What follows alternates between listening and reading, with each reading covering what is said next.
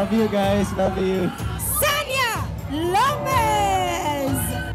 Miss Jessica Soho! Sa premiere night ng KMJS Gabi ng Lagim the Movie, ang mga manonood bago na pasigaw sa takot.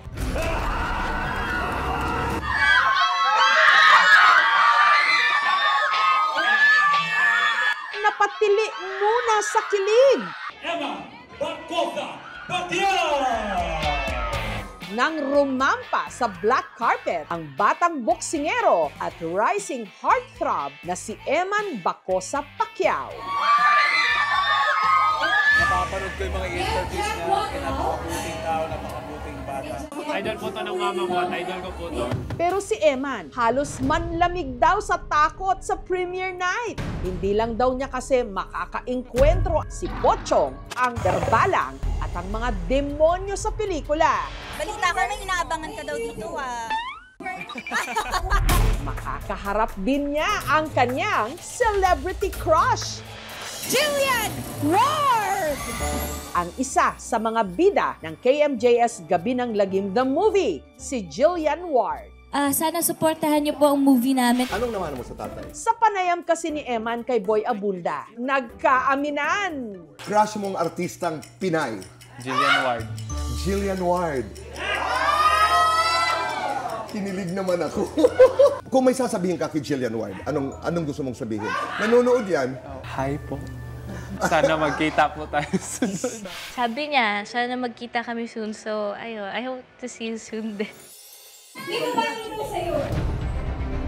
Ngayong nakatakda na ang kanilang organic encounter, ika nga, paano kaya haharapin ni Eman ang takot? Kilig! Let's have him join us on stage. Sobrang excited niyang manood nito.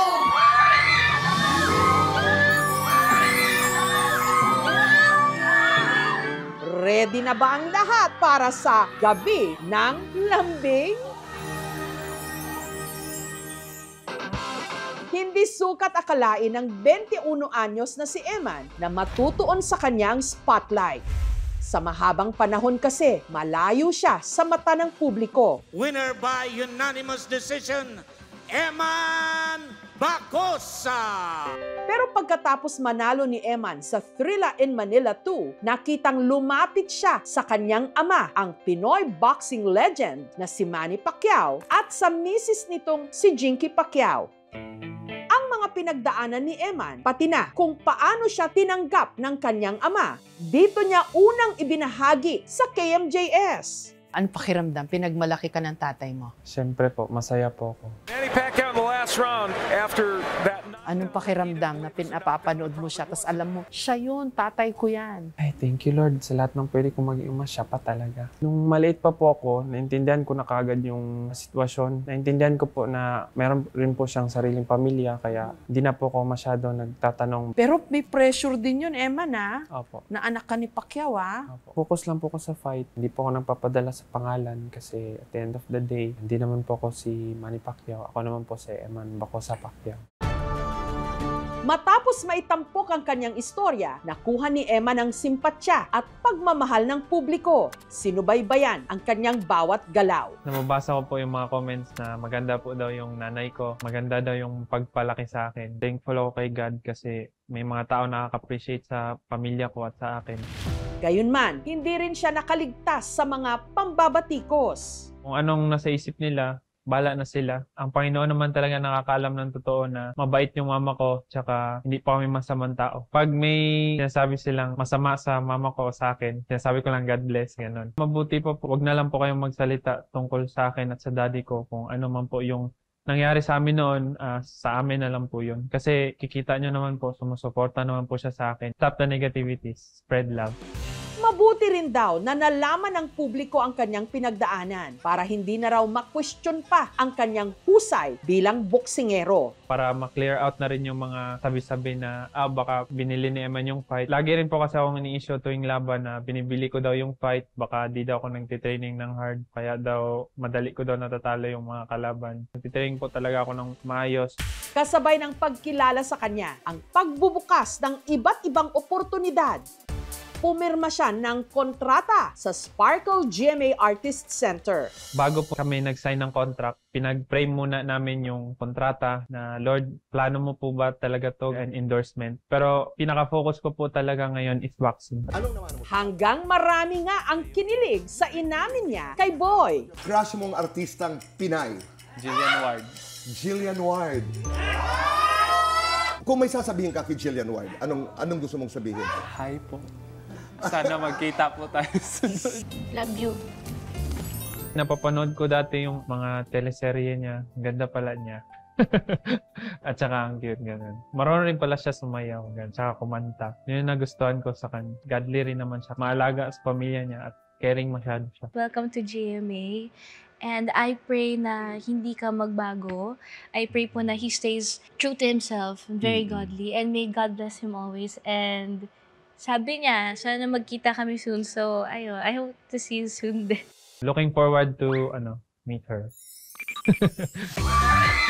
Kaya naman marami ang na-excite nung nakitang rumampa si Eman sa premiere night ng KMJS Gabi ng Lagim the Movie kung saan bida ang kanyang crush na si Jillian Ward. Excited ka nang mapanood? Super po. Balita ko may inaabangan ka daw dito Hanggang dumating na nga ang pinaka-inabangan ng lahat.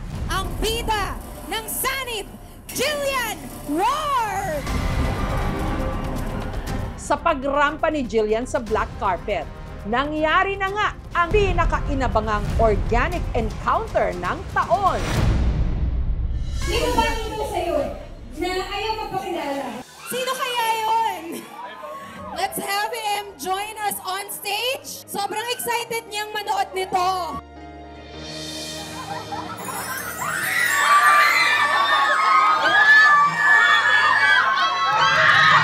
Si Eman, nakaharap sa wakas ang kanyang crush.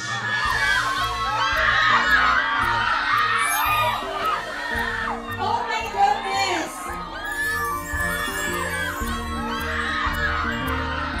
Eman, bago mo batiin si Jillian ng personal, so excited ka na bang mapanood si Jillian sa Gabi ng Lagim? Kasi alam ko, bumiyahe ka pa just to watch. Excited po ako manood ng movie. At saka congratulations pala sa movie mo. Thank you! I'm looking forward to it.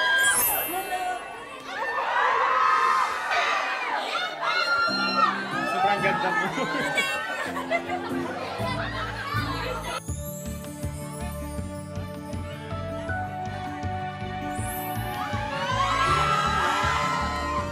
Naano lang ako, starstruck lang ako sa beauty niya. Ang ganda niya pala sa personal.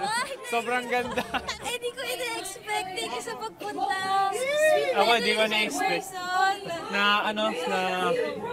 Hindi ko alam anong tawang word pero ako, starstruck ako sa kanya.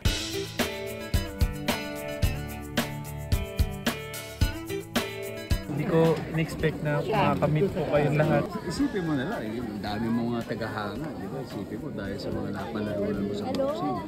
Eh ngayon, mas dadami na yung mga kasasayo. At nanood na sila ng pelikula.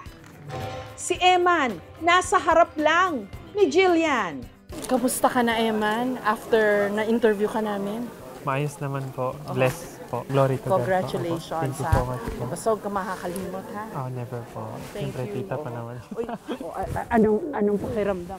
Po? Dito sa premiere ng KMJS Gabi ng Lagim, the Um, movie, nakita mo si Jillian, di ba? Parang kakatanong lang sa'yo na crush mo pala siya. Tapos biglang nagkita kayo dito. Oo. Napaka-bless ko po na nakasama ko ang iba't ibang artista na idol rin ng mama ko at ako po. Laro na rin po kay Jillian Ward. Was starstruck po ako. Napaka-cute pala niya. Napag-hi ka ba sa kanya? Opo, kanina po. Hi kita ulit. Nasaan na ba si Jillian? Ayan. Ano masasabi mo sa performance ni Galing. Jillian? Congratulations. It was a great movie. Work hard. Don't listen to other people's negative. Got ba? You're beautiful. May bago ba kaming love team?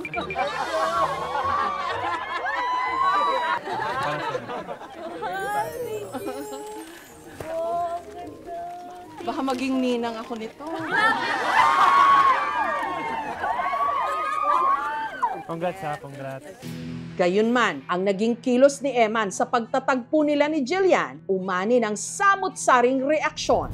Feeling close agad siya. Touchy pa masyado. Boundaries are important, pero based sa videos, hindi naman siya mukhang malicious. Depensa ng mga taga-suporta ni Eman. Likas lang daw na sweet ang batang boksingero, pati sa kanyang ama. Makikita rin daw ito sa iba pang mga nakasalamuha niya sa premiere night. Some people are just genuinely sweet. Ganyan talaga when you grow up sa family na full of love. Sa mga gumagawa po ng negative issue, bago ka mag-judge ng isang tao, alamin mo muna kung ano yung totoo. Tila nagbago man ang mundong ginagalawan ngayon ni Eman. Sinisigurado niyang hindi pa rin ito nakakalimutan ang kanyang first love, ang kanyang boxing career. Lalo't may paparating siyang laban. Meron po akong fight sa January. Next week, magpo-focus muna po ako sa training ko. Kasi kailangan ko rin po mag-focus sa boxing. Kasi yun po talaga yung main job ko at saka main goal ko. Na-manage po muna namin yung schedules namin na pag may fight, fight muna. Ano naman kaya ang masasabi ni Eman sa KMJS Gabi ng Lagim The Movie? Napakagandang movie, yung tatlo na yon, yung Sanib, Pochong, tsaka Barbalang. Pwede to pang movie date. Kung gusto nyo ng thriller, pwede rin to pang life lesson sa mga non-believers na di pa naniniwala kay God. That's why I always pray, stay strong, not just physically, mentally, and spiritually. Mga kapuso na hindi pa po nakapanood ng KMJS Gabi ng Lagim The Movie. Napakaganda po ng movie na ito. Napaka-thrilling and exciting. Meron din po kayong matutunan. Emman Bacosa Pacquiao! Nasa kanya ang atensyon ng publiko ngayon. Ngunit ang pinaka-core ni Eman, ang kanya pa ring entablado, ang boxing ring. Pero anong laban man yan, hindi raw niya uurungan. At ang pinakamatibay niyang sandata, ang kanyang puso.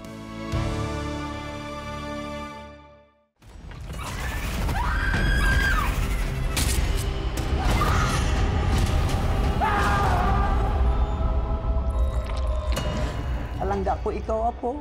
Alangga ko man, Kaula. Ba't ka nagsiman? Naharap ko to eh. Para kay Lola din. Hindi ko na alam, hindi ko naiintindihan kung anong nangyari sa kanya. Makakasiguro kayong gagawin namin ng lahat para sa kanya. Wala ka ba talaga nakita, Abner? Wala ka narinig? May gumagala na berbalang dito sa atin.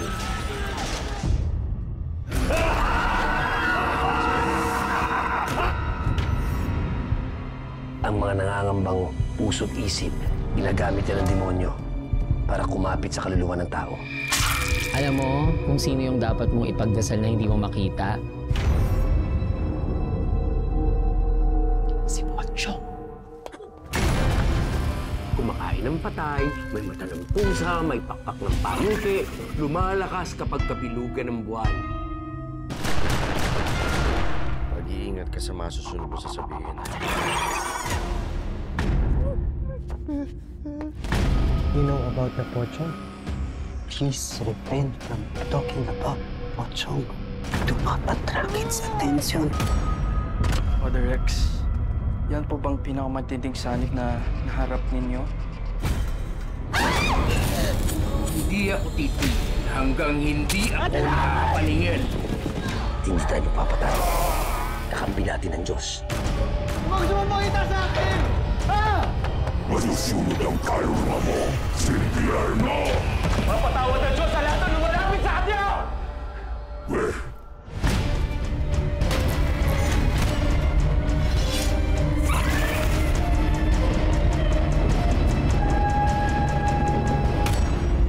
Ito po si Jessica Soho at ito ang Gabi ng Lagim.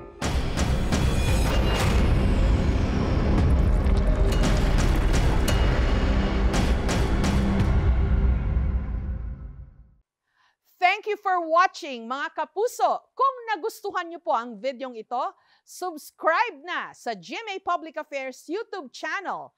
And don't forget to hit the bell button for for our latest updates.